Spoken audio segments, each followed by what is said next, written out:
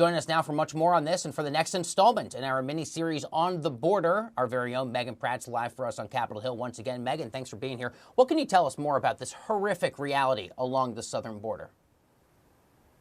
I'm glad you called it a reality, JD, because that's exactly what this is. For many migrants, they believe when they cross the border, they will be in a town. They are told often by smugglers and other criminal actors that once they get across, it will be fine. They will be in the city, they will be in a town, and that is just not the case. In many, many crossing areas, you see that the desert stretches on as far as you can possibly see. And what that means, especially in these summer months that are approaching, is that many, many, many people suffer from thirst, dehydration, heat stroke, and sometimes that has devastating consequences. So we went to the Pima County Morgue to find out what those consequences look like. Take a listen.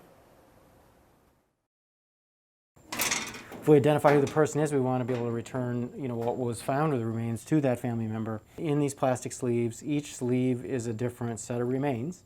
And if the sleeve is still here, that means the remains are still here. Things they carried. Today, we're at the Pima County Morgue, and the chief medical examiner, Dr. Gregory Hess, shows us the final artifacts of suspected migrants who have died in the Sonoran Desert. Here are a bunch of keys that say love, yet another lighter, some sunglasses, some coins, some jewelry, pocket knife, another phone. The Pima County Medical Examiner's Office has been tracking migrant deaths since 2000. In the last 21 years, more than 3,200 remains of suspected migrants have been found across the desert in southern Arizona. 2020 saw 220 migrant remains sent to the morgue. That's the second most on record. So far in 2021, nearly 70 remains have been found. But just because migrants are found doesn't mean that those people are ever identified.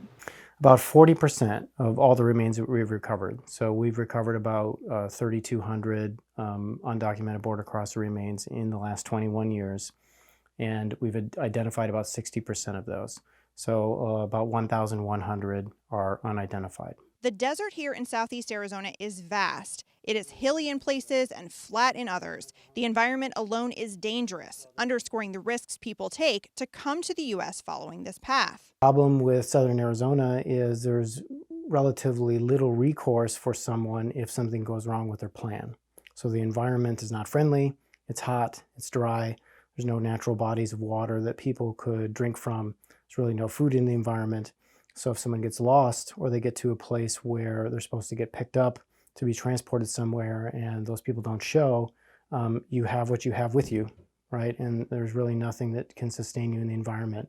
And those deaths can look like this. So, we're in the anthropology lab here at the medical examiner's office now. In front of us, we have an example of human skeletal remains. And these are the remains of someone we expect to be an undocumented border crosser found in the desert here in southern Arizona. If skeletal remains are found in the desert, it's not uncommon that we will not receive the whole thing, as is an example here. We have the pelvis, we have the sacrum, and we have portions of the spine. This is part of the lumbar spine, thoracic spine, cervical spine. We have the two shoulder blades here, a little tuft of human hair. We have the cranium and mandible, and everything else is gone. The medical examiner in Pima County handles deaths for all three of Arizona's southeastern counties: Pima, Santa Cruz, and Cochise. That represents more than 250 miles of international border, including native land. But because of the remoteness and difficult topography, migrant remains can lay in the desert for years without being discovered, like these bones in the morgue. The scope of the problem may be even larger than we understand. It's not just the southern Arizona Tucson sector. We also have the Yuma sector, which is also in Arizona, which we know nothing about. There's two sectors in California. There's the El Paso sector, which is essentially New Mexico, and just a little tip of Texas cut off involved in that.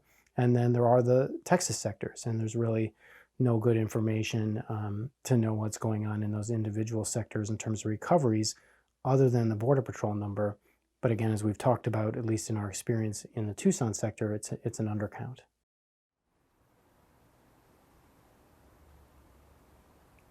So many thanks to Dr. Gregory Hess for taking the time to walk us through what is an incredibly difficult problem facing the community there in the Tucson sector. I want to point out, JD, that he mentioned that there is an undercount in the Tucson sector. Border Patrol only counts migrant deaths that it itself has an incident report for, that it itself encounters. And therefore, there are many reported by humanitarian groups and others that are not counted. And that's likely true across the entirety of the border and the entirety of the different jurisdictions in border states. So this could be a problem that we're not even aware of the scope of. And when you look at the vastness of the desert, think about how many people get lost there who haven't been found.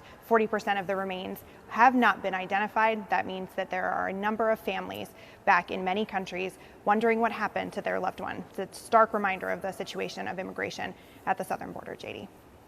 Megan, you and I could spend over an hour just talking about the incredible piece that you and our colleague Sean filed for tonight alone. One observation I have is that in all these interviews, no one down in this region where you went to, no one calls them illegal immigrants. There's always a far more appropriate phrase that gets used. Illegal immigrants is one of these bad faith media phrases people here in Washington use who have never done the reporting that you have done. So I'm so appreciative. Our Megan Pratz, my good friend, there for us in the Cannon House office building on Capitol Hill. Thanks, Megan.